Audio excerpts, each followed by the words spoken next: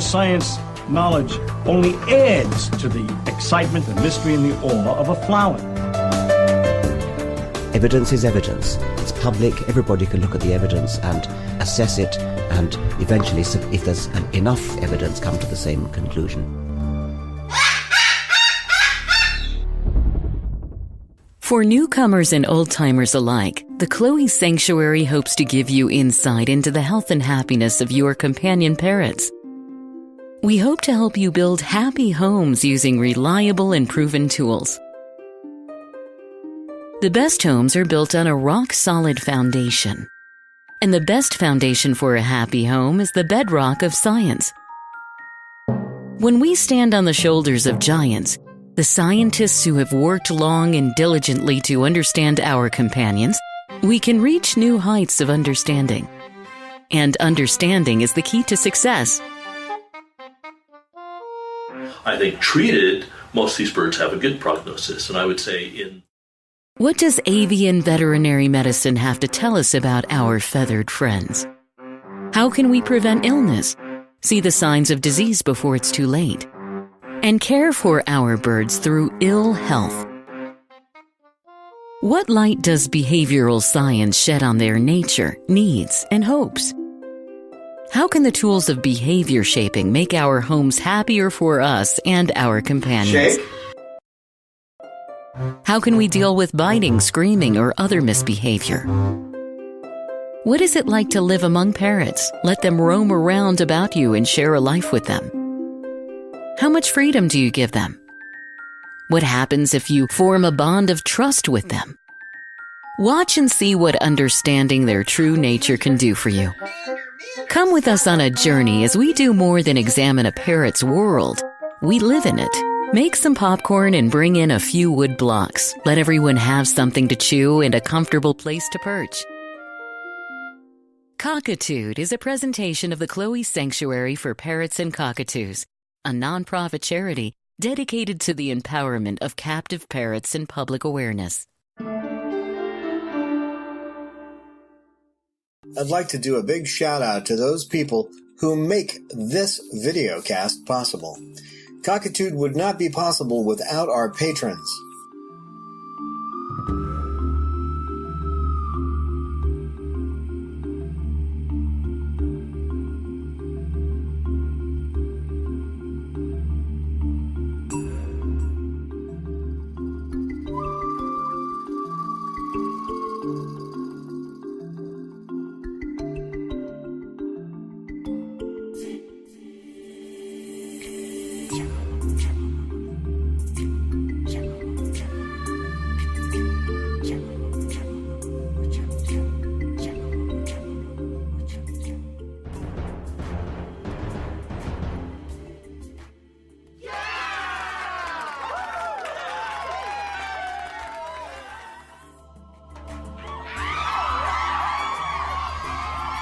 Thank you to those of you who make one-time donations.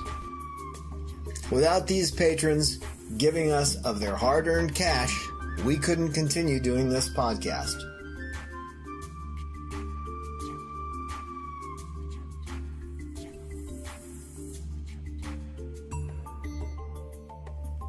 I'd like to urge you to please give us at least $1 per episode. We do 2 episodes a month. We'd like to do more, but in order to do that, we have to have the time. And right now I'm spending a lot of time trying to beat the bushes for the Chloe Sanctuary.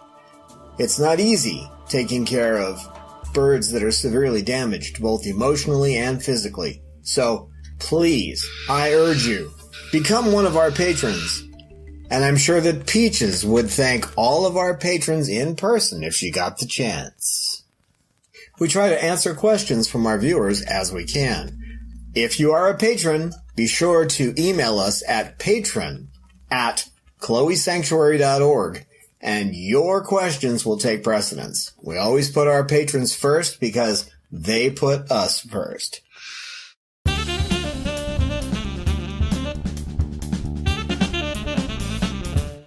Hi, and welcome to Cockatoos with Attitude, episode 73. Gone, but not forgotten.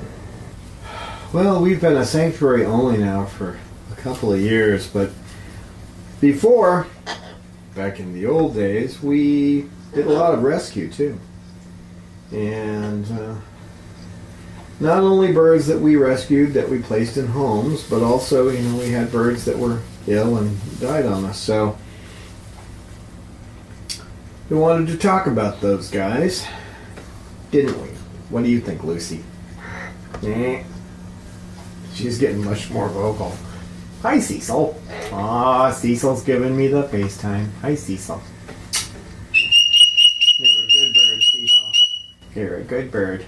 Not recommended for people new to cockatoos, putting your face right next to a beak that could rip your lips off. Okay? Very good song, Peaches. That's a beautiful song. I failed to mention this in our last video. That's another consequence of having birds. Tinnitus. Yeah, it's that ringing in your ears that's always there. I gotta move this closer. Because you guys like to walk on my legs, don't you? Yeah. Hi, Cecil. Hi, Cecil. And I've got one, Lorelei, who's the best at that, aren't you? She's sitting on the chair right now. That's not a perch. She goes, I don't care. That's where I'm gonna sit. Right, Lorelei? Yeah, she's putting her head under. You can't see her, I don't think. I don't think we have a camera angle there, but I try to lay the blame on Lorelei, and she buries her head under her wing. Don't you, girl? But she'll fly right up on my shoulder and scream right in my ear, so. So either you're going to walk around with a big headset on all the time, which I do a lot of that now. It's kind of like letting the, closing the gate after the fox is already in the hen house. But that's a beautiful song, Peaches. It's a beautiful song. Oh, it's a Peach. I think that chair might be somewhat in the way of you, but... Peaches, why don't you come down this way? What's all right, Peach? What's the matter? What's the matter? You don't want the box there? I thought you could play with the box. How's that? Can you get by now? Is that what you want? You come here? Okay, well come on down.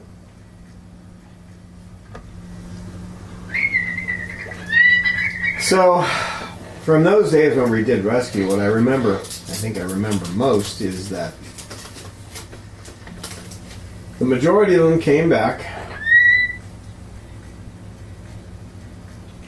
We had a few that actually found homes that I can verify.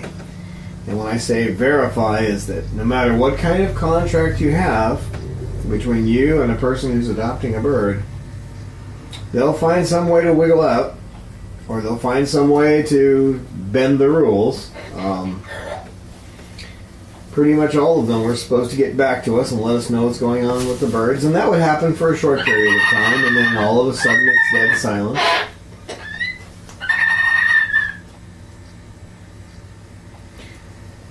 So there are some birds we know for sure got placed in good homes. They're being well taken care of. That's what I mean by a good home. Not necessarily that the person's good. The person could be a monster from Mars. Right, Peaches? Or the creature from the id. From Forbidden Planet. As long as they're good with the bird, and the rest doesn't matter, right? They're protecting the bird, they're entertaining the bird, they're training the bird, making sure it gets everything it needs, food, and you're not going to do too much of that. As long as you stay on the head, you're okay.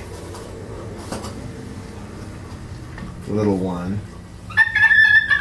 Yeah, you Casanova. So I remember, I'll tell you some of the stories from the early days, but actually, let me tell you the story that got us to close down doing rescue. When I went to the board and said, this rescue and rehoming isn't working, I had a gentleman call me up, and he he talked about how he wanted a bird and why he wanted to rescue one and help one and all that. And This went on for a while, and I've learned, you know, I don't have to do this today, so I can tell you some of the secrets. I learned to let him go on and just, you know, prime the pump, get him to keep talking. And then at one point he said, well, my son wanted this exotic turtle, and I finally found one, but they wanted $100 for it. And I knew right away what that meant. So many people are going to rescues to get a bird for less money. You know, if you don't know what you're doing, and you've got one of these guys, it's going to cost you. That's what our last video was about. It'll end up costing you. Emotionally, if not financially. Financially, it will cost you if you do it right. If you take care of them and give them everything they need, but...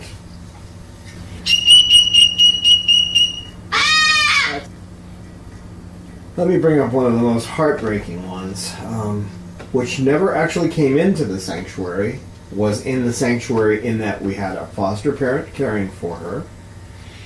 She was a little girl named Sydney. I've got a short clip. Back then I wasn't equipped with that many cameras, and the ones I had were just on my phone, and it wasn't that great at the time. But Sydney had been with a person who wouldn't relinquish her, even though she had torn her body up. I mean, she was so shredded. Well, you can see from the pictures and the video that'll be in the corner here. She was so torn up that she needed constant medical care. Now, it wasn't that the person who had her wasn't actually doing that, taking her to the vet, but they didn't quite know what they were doing. Okay? She needed to be on haloperidol to stop the feather destructive. She needed to be cared for because the chance of infection with her body torn up that way was extremely high. When we finally got her away, and with our foster parent, and part of the reason we did the fostering with her is because she and her mother could give 24-hour care. We're talking 24/7. And that bird was never left alone. Months we tried to save this bird. But what had happened was the feather destructive behavior had become mutilation. The mutilation had become so severe that, that's a nice chewing sound over there, little girl. I'm so glad I gave you the box. I'm like, yeah, you're a good girl. Good girl, Peach. You can chew on the box all you want.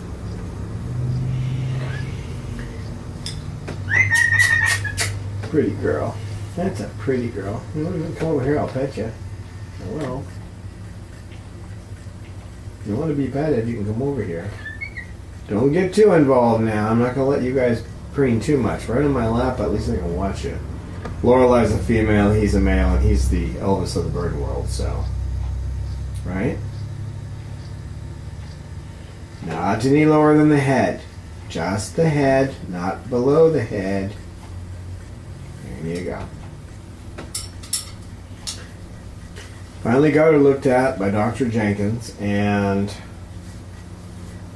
she had actually chewed into one of the vertebrae at the base of her spine, and she chewed one of the bones in one of her wings off. That's how bad it got. This is something about feather destructive behavior most people don't realize.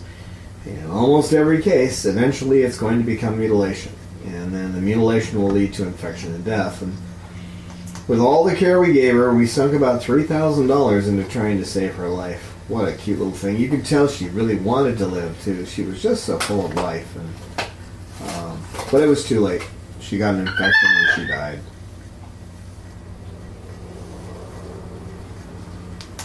There's a lot of sadness in doing this kind of work, but there's a lot of joy too. You know, when you talk about the ones that left and found a good home, this is a good story. We had an Amazon, a yellow-crowned Amazon, named Pepe, and I know you say, well, wow, you actually had an old world parrot, not a cockatoo. Yeah, it's cockatoos that usually get offered to us. The macaws and that kind of thing we used to have when we were doing rescue. We had someone who would almost always want to foster the macaws, and so That's the reason we never ended up with a macaw here. But Peaches is an amazing personality. Her daily maintenance requires dedication and mindfulness. She requires 2 forms of medicine, 7-course meals, and effort to entice her to eat. Extensive preening every day, special tools to trim nails, constant attention to her vocalizations, daily walks, and twice yearly checkups due to the possibility of impacted feather follicles and the nature of her spinal injuries. It seems a common misconception among the general public that parrots are like toys in a toy box. Nothing could be further from the truth. They are complex creatures. Recently, scientific studies have shown them to be at least as intelligent as chimpanzees. Every captive parrot needs special humans who will dedicate themselves to understanding them, those who know their species as it lives in the wild. Special people that understand their social, mental, and physical needs. They need to be understood for what they are, and not as merely human companions, as circus performers to bring smiles. Peaches needs all this and more. She is our special girl. Will you help us care for Peaches? Please make a donation today at our website, chloesanctuary.org. That's spelled CHLOESANCTUARY.org. As a special thank you for your donation, we will joyfully send you a postcard with Peach's happy face.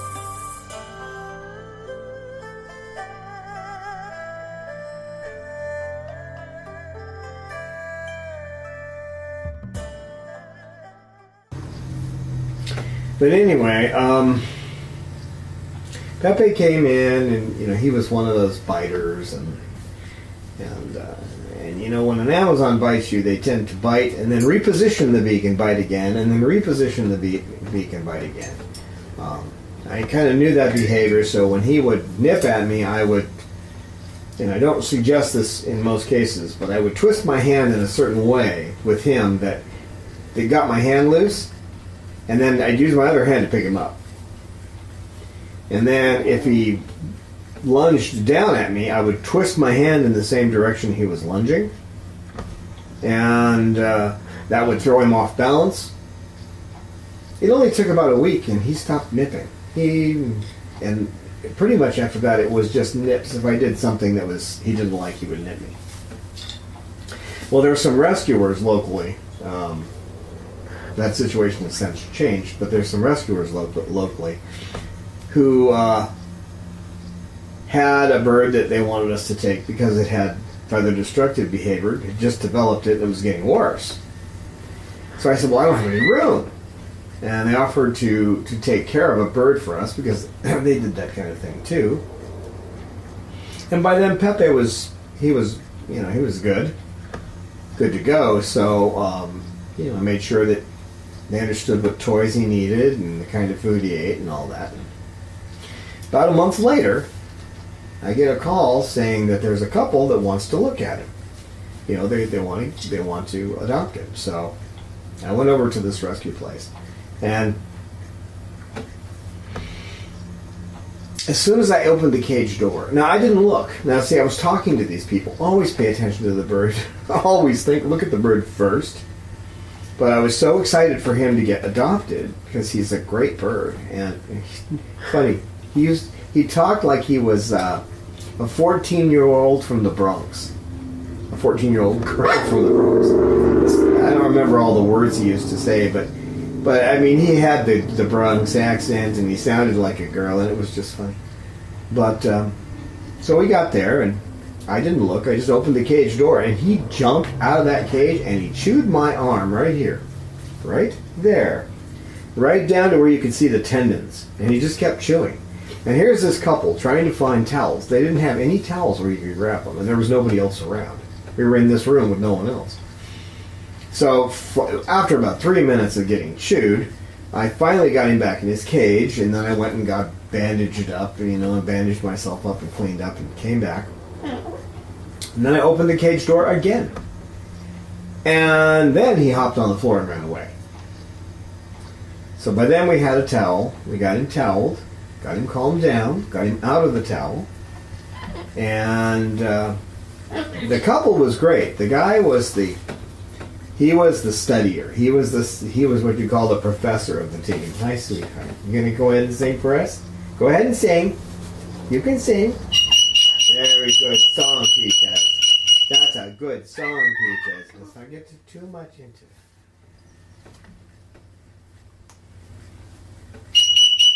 That's a good song, Peaches. Stay on the head. Not too low, not too low. Stay on the head. So, hello, Peaches. Oh, baby. Hello. Hello, Peach. Hi, Peach. What a good girl you are, Peach. I know, I know. You're such a good singer. So the man was the guy that did all the studying, and she was the one that, the wife was the one who was the real caregiver, who really spent a lot of time trying to heal birds and that kind of thing. So they made a good team, and they took him, and I went out to see him, and he made 4. That made their 4th bird. They were all different species. I believe they had a Moluccan, an umbrella. I may not remember. This has been quite a while.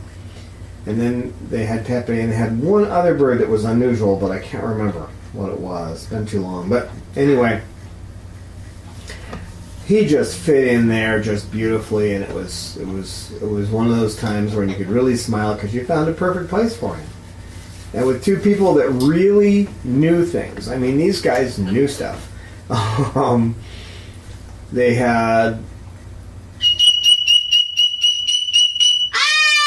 They're the ones that taught me, hi sweetheart, they're the ones that taught me about reptile lamps and why you can't use them with birds, because it will blind them.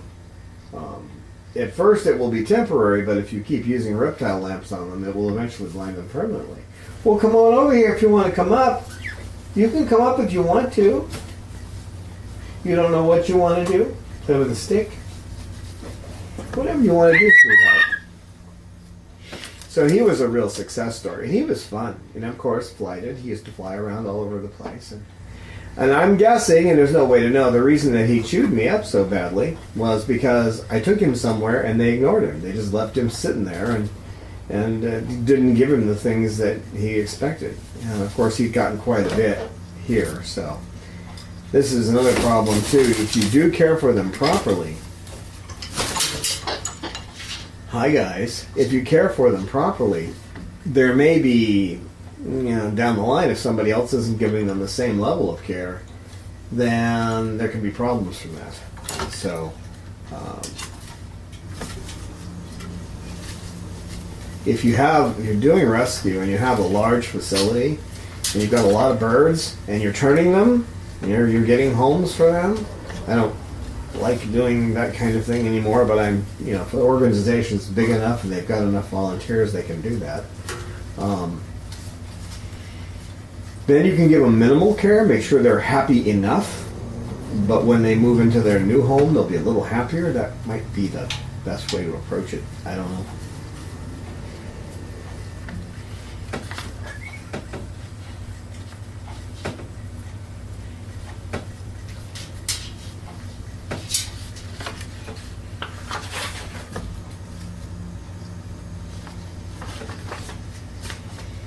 We have one which isn't legal in the state of California. We had a Quaker parrot, which we were allowed to have as long as we did not have a member of its same species, the different sex, was here. And we were given permission to keep it for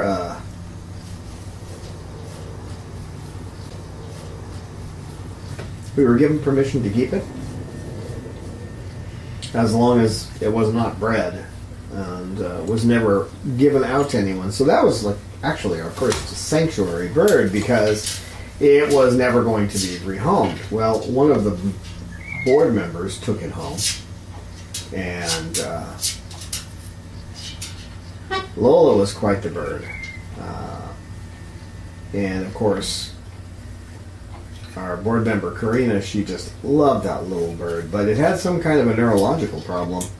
And over time it got worse. It would have seizures.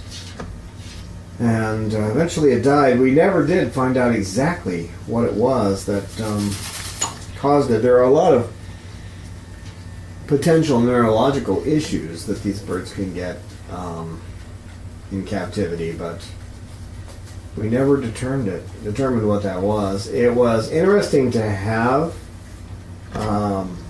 Lola, in that she was just so full of life and just a great bird. It took Karina a while to bridge the gap, between human and bird. But once you make that bridge, the next thing you know, they're sitting around your chest. Or actually, that's my gut, because of my gout pills, huh? You just can't lose weight. Yeah, they have a nice place to sit, because if I go on a diet, if I lower my calorie count too much, what happens is that my gout flares up, and then I have to take gout pills. And if you don't take food with them, it feels like somebody's hitting you in the gut with a baseball bat. So it's really hard to lose weight, and that's not an excuse, because I've done it many times in the past without the gout problem. Right, Pippa? Well, come on over.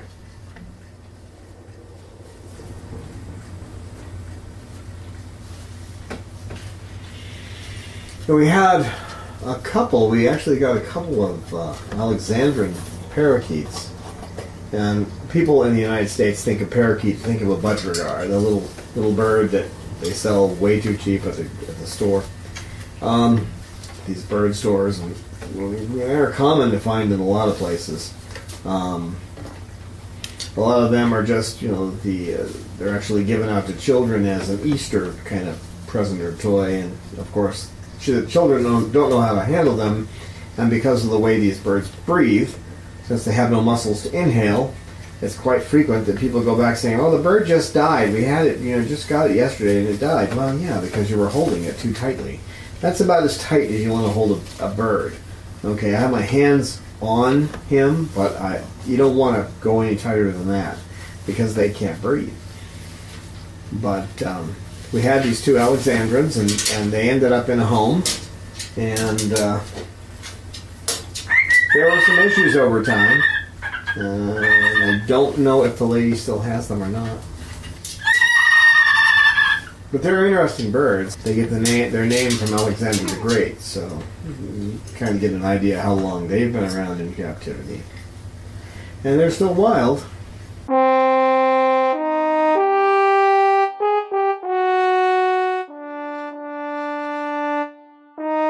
It is ignorance of Bob's nature that turned Babaloo into a living gargoyle. Bob's would-be parents made a hasty choice and found themselves in living hell, torn between guilt and frustration. I have seen the joy in Babaloo's eyes now that he has a new life with me as his companion. To see Babaloo love and trust again is worth the effort of a lifetime. But, once again, Bob is heading toward the pain of separation. My heart nearly broke the day I discovered that he was heading toward a cloacal prolapse, that his life will be cut short. To find love and acceptance and then have it stolen away from you by failing health is too much to bear. We can slow the progress of his failing health, but we can't stop it. He will need several surgeries, and eventually Babaloo will die. We want to give him the best possible life until that day. His surgeries will become progressively more expensive over time. Won't you please lend Babaloo a hand and donate to his medical fund today?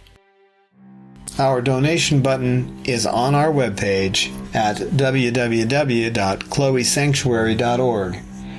Just be sure to say, "For Bob," in the notes when you donate.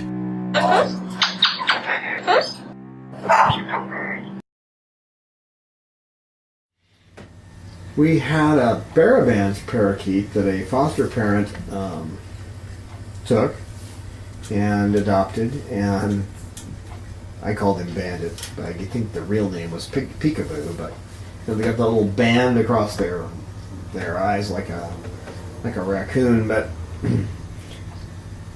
he would say, "Good buddy, good buddy," and as far as I know, he's still in that home. The gentleman who got him really loved him, so. That same gentleman tried to rehome Bob. I took Bob over there because I didn't have room where I was at the time, and he said he would. That lasted a couple of days, and he couldn't do it because Bob was so loud. Actually, Bob's louder today than he was then. Where are you gonna go? You look like you're gonna go somewhere. You can come over here. Can I come over here? You want to come over here? Come on. Come on. Oh, come on. Hi, Pip.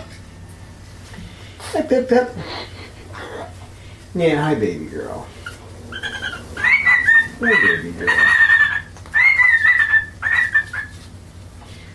And so I had to figure out what the heck to do. At the time, that was shortly after I'd started the sanctuary, so I was still living in an apartment. So I had to put up soundproofing all in the walls, and I had to take Bob back to the place where he was. I took him back to the rescue where he'd been, and they were going to keep him temporarily. And a couple of weeks later, I had the whole place soundproofed, and I brought him in. Never got a complaint. He was loud, but nobody said anything, so. The soundproofing does work, but your home won't look like a home anymore once you put it in. It'll look like, I don't know, like a padded cell, in which, some people think I need is a padded cell, right? Lorelai, I know you're trying to eat the zipper, but it's not a good thing to do, okay? I don't have an infinite supply of these shorts. I think I only have 8 of them. You want down there? Okay. Yeah, that's a good girl. It was funny though when I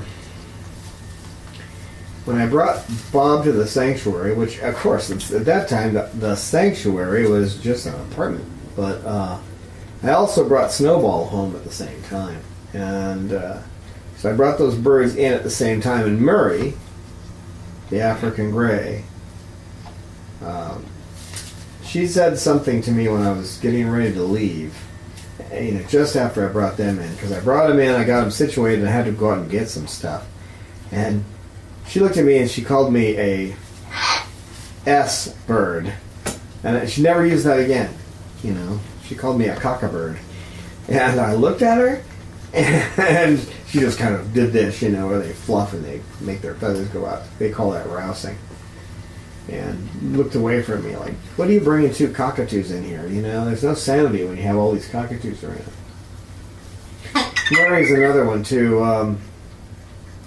Karina had heard about this guy who had been taken away because he had Alzheimer's, and found out there was a bird there.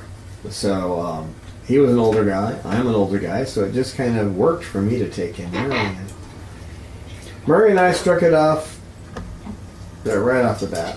I mean, they say doesn't work that way with old world parrots very often, but it sure did in this case. She and I had a great relationship, and she would, the first time she wanted something, she whistled at me, and she was making different sounds, but I heard the whistle, and after that, that was it. She would make that same whistle whenever she wanted something. How did you get poop on you?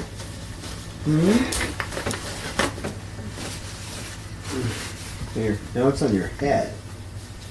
Must have been on your feet. I don't know how you did that.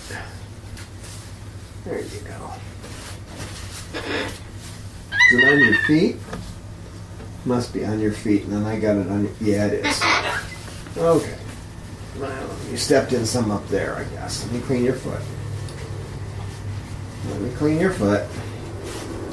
Yes, with you can't close the foot, can you? There you go. Okay, well, I guess I need to try to wipe up some of that. Try anyway. So she would whistle, and I'd come over and I'd go to give her something, and she'd go, "Way to go!" if she wanted it. If it was something she didn't want, she'd go. And she was quite clear what she liked and didn't like. And then when you were walking away, she'd go, "That's a good boy." And if the birds were doing something or were acting weird or whatever, she would go, "Good grief." And actually, we do have a. If you listen to the very end, you'll hear a section, the section at the very end of our videos. You'll hear her say "good grief" because it's in there. If I could actually bring out my phone, I could play it. I'll see if I can paste that in there. But she was what a character, and she had such a nice attitude. But she basically ran the place. She just got old. I mean, she was old. We didn't know exactly how old she was, but the necropsy showed her to be advanced stage. And sometimes that's the only way you can tell. You gonna get on my head? Okay. And the sad part is it took about 3 weeks for her to fully fail. Several trips to the vet and, all kinds of care, but it just didn't work. She just kept getting weaker and weaker and weaker until she finally died in my arms. But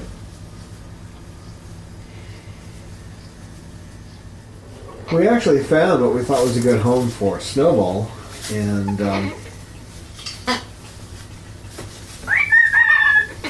he went over there, and he was there about a month, and then the lady said that it was just too much responsibility, and he used to be tough to get off of a cage or move him. He would just clamp down. You couldn't get his feet off of something. He does that once in a while now, but most of the time he comes right over. ABA works wonders, applied behavior analysis, but and he's a wonderful bird. He's the one that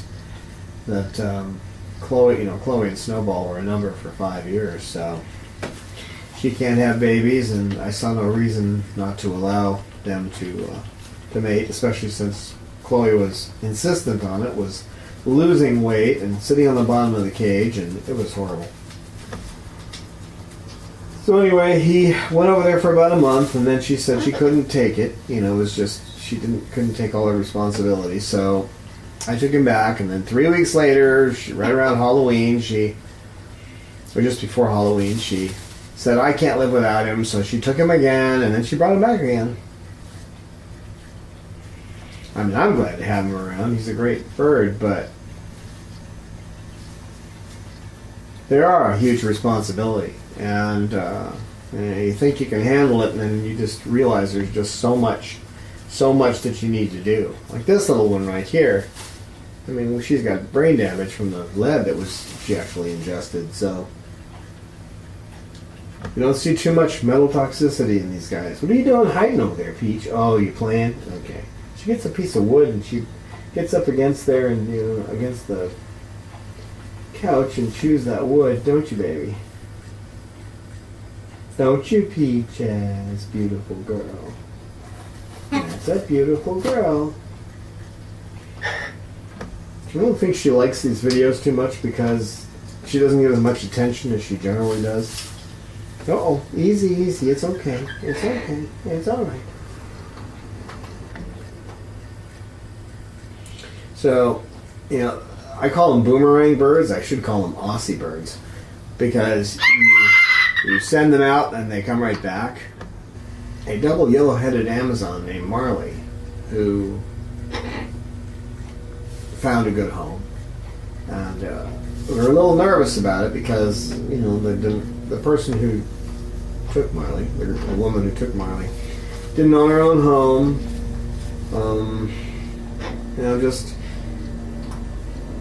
You always worry that they're going to have enough finances to handle a situation, if the bird gets sick or that kind of thing. But it's been years now, and she has a special bond with Marley. She's had a couple of times where she called me where she wasn't sure if she could manage the finances and everything, but be able to keep him the way that she wants to keep him, to keep him happy. But she's always worked it out. And then she also took another one. She took Buddy. Buddy is a Congo African Grey, who's a feather picker. And got him on haloperidol.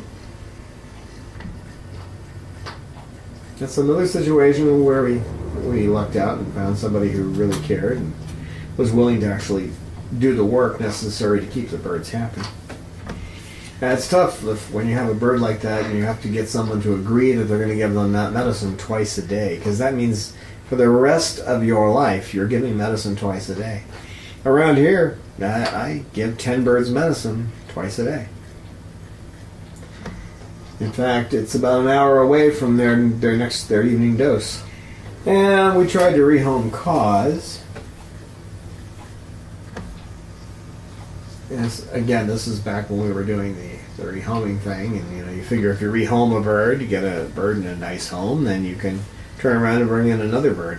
What actually happens, and most rescues aren't prepared for this in the beginning, is that you get them rehomed, and then a month or two later, or even a week or two later, they're knocking back on your door.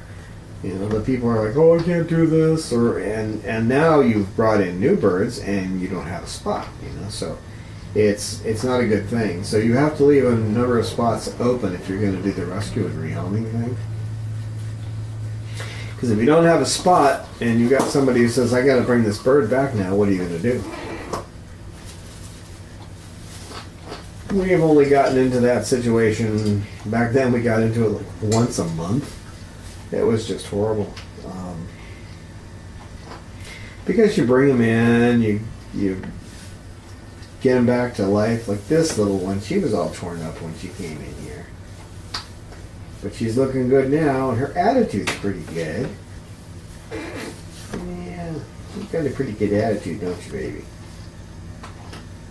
For a bird that's had lead poisoning, the after effects of lead poisoning, she's doing really well. She likes me. I don't know why. I guess she goes for it. Ugly old white man, huh? Is that what you're all about? But we tried to rehome Cause. Now, this was with a couple that, they're really good with birds, but they're just not used to flighted birds. And at first, one of their umbrellas got aggressive with Cause, and they tried to stop that, but it wasn't too bad. And then Cause realized that their bird couldn't fly, and so Cause started to fight back, and that's when Cause came back to us. And she didn't understand. She was pretty happy there, I think. You need to stop vibrating. Come here. Come on. You're just a little too wound up. Come here. Come on. Whoops, ups. Up there. Up there. Calm down. Yeah, you need to stop that now. That's a good girl. You're a good girl. It's not good for you to do that, sweetheart. There's no way to get that need fulfilled here. So it took Cause a while to figure out, the rejection thing. They don't do rejection terribly well. That's my fault, because I should have realized that there were issues with Cause that might be difficult for somebody who doesn't have the ABA training. It's not easy when you're working with these guys. There's a lot you gotta do. We got a call on an umbrella. Reagan, and went over and saw her, and went with one of the other board members, and they saw her, and we found a tentative home that didn't work out, and then we found another home with a couple of people that were going to care for her, and that lasted a few months, and then that bird went off with one of their parents, and it's out in Arizona somewhere now. Doing fine from what we hear, but that's, again, it's just one of those where you never know once they're out of your care. And we had a couple of umbrellas, Caesar and Sippy, and they ended up being adopted. And at first they were in fostering. This is another thing. If you let somebody foster and they have a couple of birds, they'll often want to take them. So I think a lot of rescues do the you cannot adopt the first bird that you foster. And that's one of the reasons, is because sometimes people don't really want to foster. What they want to do is to get a bird. And they figure if they foster it, they can get it away from you pretty cheap. I don't know. I think that's part of the logic, but this guy was serious. He really loved him, and and he paid the adoption fee. And as far as I know, they're still happy. And I say as far as I know because there's just no way that people are going to stay in contact with you. I've had a couple who did for a while. There was an older gentleman who had died, and friends of mine, through my computer business actually, it was a cockatoo, and they asked if I could take it. And of course, it's every time you bring in a bird, even you have to run it through the $300 test, check to see if it has any disease and all that, and he lasted. Jose, actually. His name was Jose. And he lasted about 6 months, but he got some kind of a lung infection, and the vet looked at him. We got him on Baytril, and kept him on Baytril for 21 days. That's a long time. And he looked okay. Took him, when the Baytril sequence was done, we were done with that protocol. 3 days later, he just died. So, cute little guy. Very friendly. It's amazing how quickly you get attached. You find yourself crying over a bird that's been with you for just a few months, because you got to know their personality, and they got to care about you, and you got to care about them, and right, little girl? Yeah, it's funny how that works out. This one today, I noticed it when I had went to take her out of her cage this morning, out of her sleeping cage, to go to her regular cage and have breakfast, and I accidentally bumped her head against the top of the cage door. And I said, "I'm sorry." I petted her a little on the head. I said, "I'm sorry I bumped your head." And she started vibrating a little bit. And I'm like, whoa, she hasn't been here that long that she would be that attached. And as you can see, I pretty much pet her just on the head. Right now I'm preening her head. Well, another success story, I got a call that there was a bird that an animal control agent had at their home that had been taken from a hoarder. And this bird, Touche, which they call Touche now, had some problems. It was a Moluccan. Female Moluccan had some issues. And after examination, it was pretty obvious what the issues were. Blindness in one eye and partial sight in the other. So you want to talk about two people that really did do diligence. Worked with her, and now she's just a pleasure to be around. And I helped a little bit with ABA, but most of it they did on their own. The main thing was getting her down to get looked at. Getting her looked at the eye care center down in Kearney Mesa. Dr. Meredith checked her eyes out, and we were able to determine with certainty that she was blind in one eye and that the other eye only had partial sight. It's okay, sweetheart. It's all right. Wake up, Peach. I'm sleeping over there. I know, I'm sitting with all these other birds. Yeah, I know.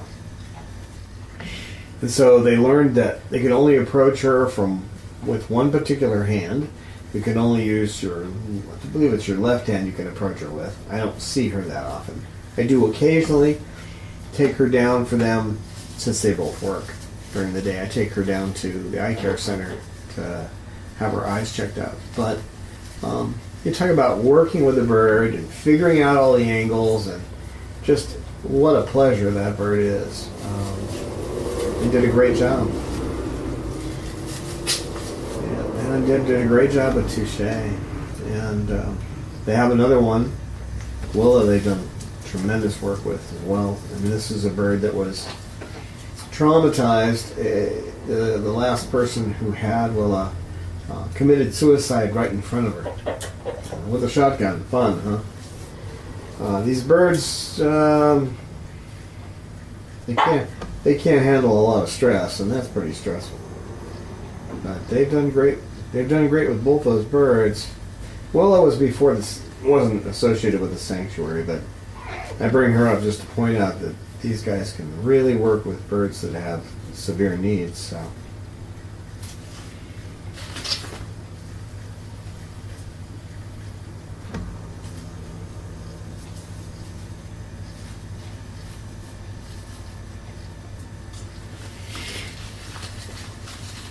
And we got in some birds that you get in birds you never get close to. That happens too. We got 16 parakeets. I say.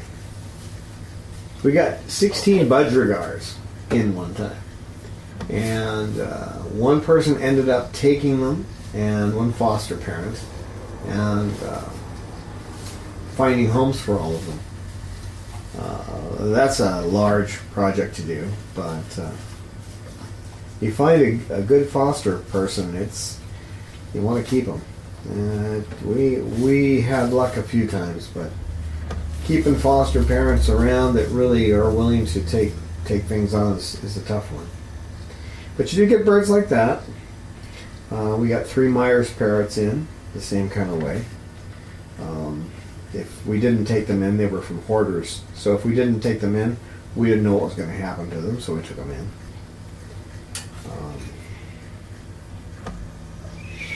You get a call from animal control and they've got a bird, and nobody, and you really need to ask, are we the last on the list? Are we the first on the list?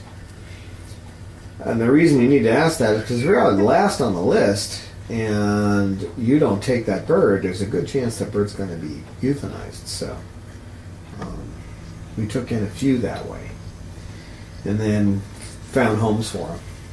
One of our board members had taken in a rescue, and it had lost a wing. Now, the reason it lost its wing is pretty scary. I mean, it was with a guy who had taken it in. The wing had been broken. We don't know how, but the wing got broken, so he took it in and had it put in a cast. But he never had the cast removed, so it got infected and the bird lost its wing. Eventually, that bird died. It lost the wing due to infection, so you got to be careful. Infection can really weaken these guys. In the wild, they seem almost indestructible, but when they get into captivity, there's a lot of things that can hurt them. There's nothing. Yes, I hear you, Coco. You can come on over here. Come on, Coco. Come on, Coco. Come on, Coco. Well, come here. I can't reach you. My arm's not long enough. Come over here. Come on. You can walk over. You could fly over. No, you don't believe in flight. This one can fly, but she doesn't believe it. And she only does it when she gets scared. Come on over here. Come on. Come on, Coco. So you're looking to where you can walk. Yes, you can climb down and walk over, but why don't you just fly over? Come on. Come on, Coco. Come on. This is what happens when you don't have a baby bird that you don't teach the baby bird to fly when they get their feathers in. Then they don't realize they can fly. Come on, Coco. She's a good flyer. She's got all of her feathers in. Come on, Coco. Baby girl, come on over here. No, you won't now. See, that's what she does. She turns away from me if I don't do what she asked. She asked me to get up. I'm surrounded by birds. Right, Coco?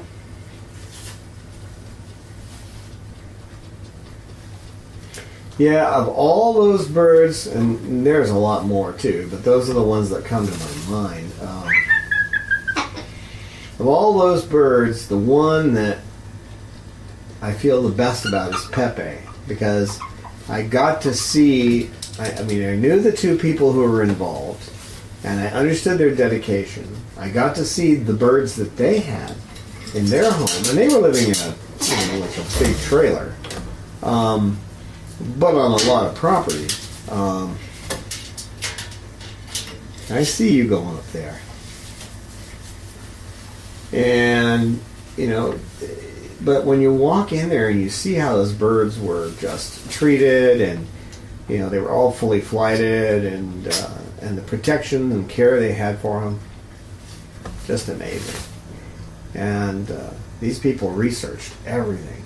It was amazing. You could actually talk to them, and they knew a lot of things that I didn't know at the time. And I went out and researched and double-checked to make sure that what they were telling me was true. And these people were amazing. So all the rehomes I did in all that time that we were doing rehoming, I think the one with Pepe was the most satisfying, because I really knew that these people were never going to let him go.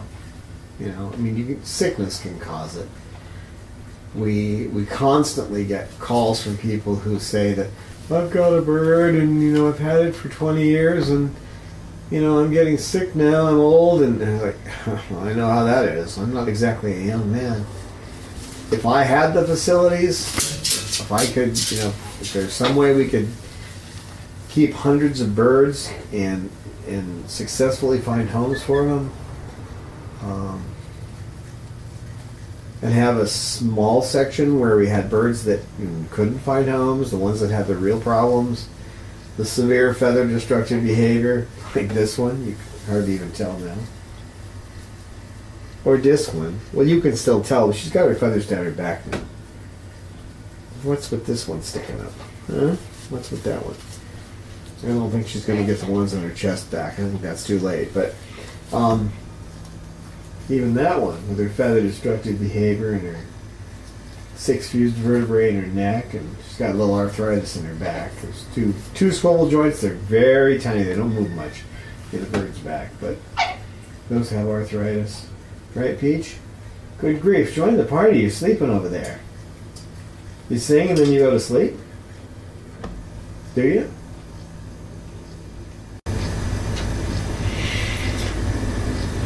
When you find a home like that,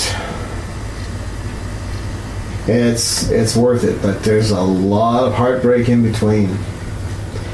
A lot of people knocking on your door saying that, I'll give you one last example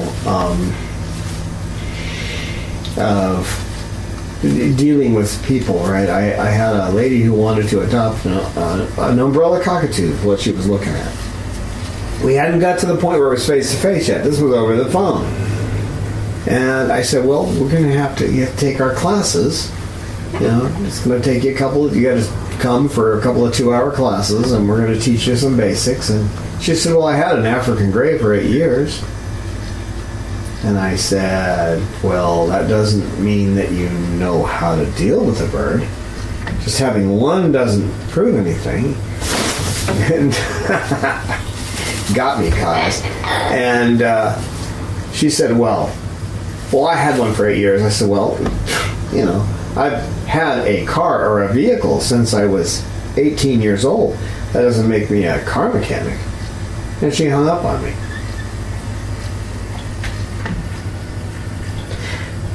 Maybe I was being a little too...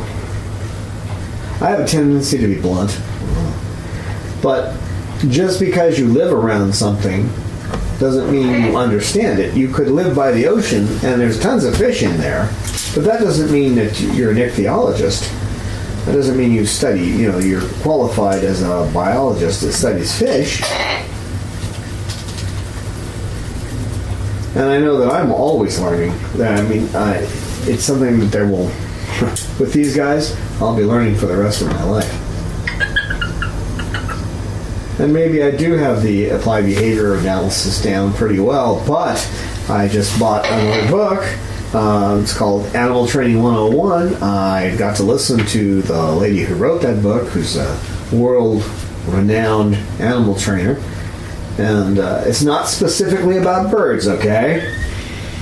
But the applied behavior analysis and animal training is the same regardless of the species. You have some differences, obviously, because animals react differently. So you got to understand the species too, but the animal training is the same. So I'm working through that book. And there's things I hadn't considered. So you got to keep learning. And you need to be positive about the times that, the good things too. One of the best memories I have of a rescuer is I was up in Temecula, which isn't too far from here, and it was a Petco rescue day, and there were some dog rescues there, but one of the dog rescuers was also a parrot rescue. And if you've ever seen that scene in Jaws, you've seen the movie Jaws where they're showing all the different scars, and I showed her a scar that I had on my arm, the one that Peppy did on my arm, and then she showed me the split down the front of her chin, and it was from the top of her lip all the way to the base of her chin, this big long line. It was just a scar. And she looks at me and she goes, super glue.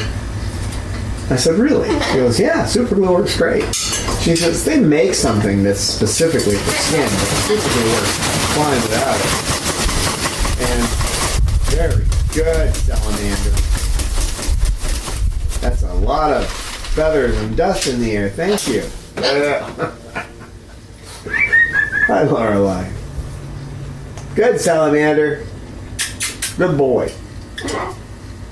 Good boy.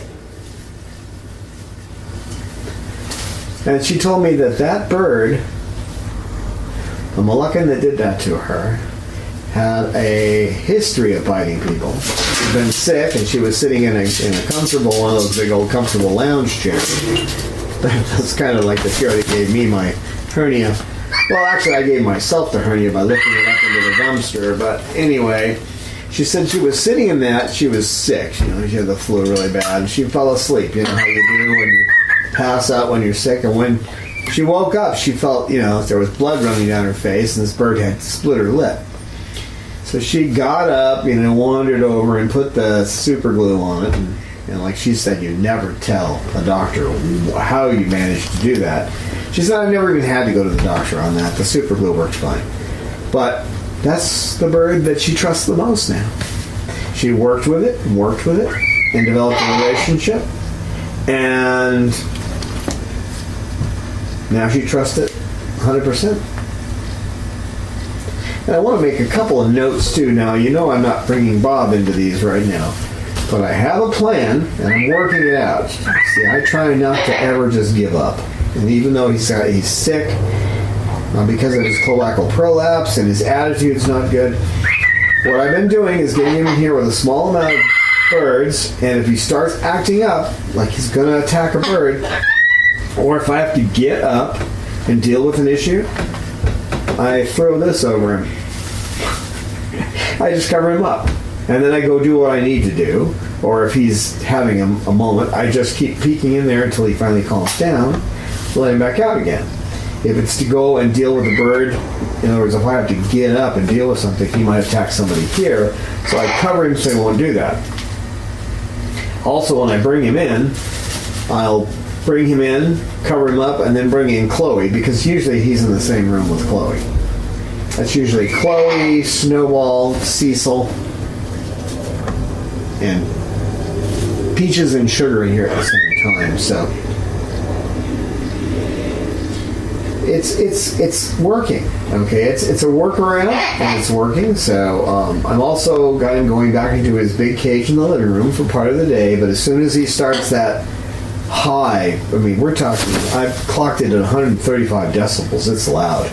He starts doing that, he'll start going, and then he'll go, it's like a machine gun going off. Then I put him back in the back room. So I'm alternating with him between those two cages. He's a smart guy, but he has not figured out it's his vocalizations that are causing him to be, to go into a different cage. He hasn't figured that out. Maybe he will, but he's keeping his big cage out in the main living area now. And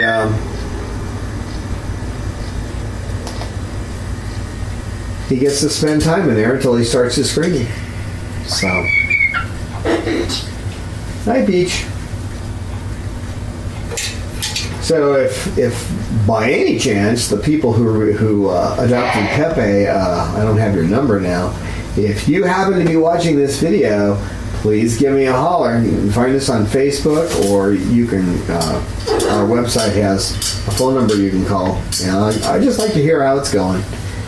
Because he was the rescue that I remember the best, because he chewed my arm up, and then, and for good reason. You know, he had a good reason to do what he was doing.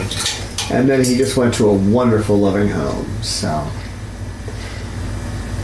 it helps. It helps when you can remember that kind of thing. So who wants to say goodbye? Cause, have you said goodbye to the people? Come here. You want to say goodbye? Okay. Say goodbye to the people. Say goodbye. All right. Thanks for watching. Please become a patron.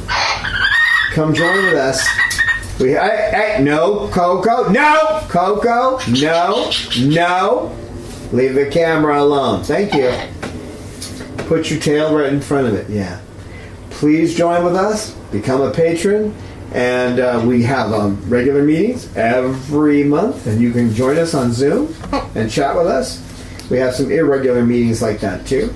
And where you can really get like face-to-face on the computer. It's pretty cool. It doesn't cost you anything if you're a patron. That's even if you do $1 an episode. That's $2 a month. You can join us on that. So come with us, okay? You want to say goodbye one more time since we did one more? Well, I guess not. All right. We'll see you next time. We welcome your feedback on our videos. We look forward to your insights, tips, questions, stories, and pictures. You can email us at cockatoo@chloesanctuary.org, reach us on Twitter @Chloe Sanctuary, and join with us on our Facebook Chloe Sanctuary page.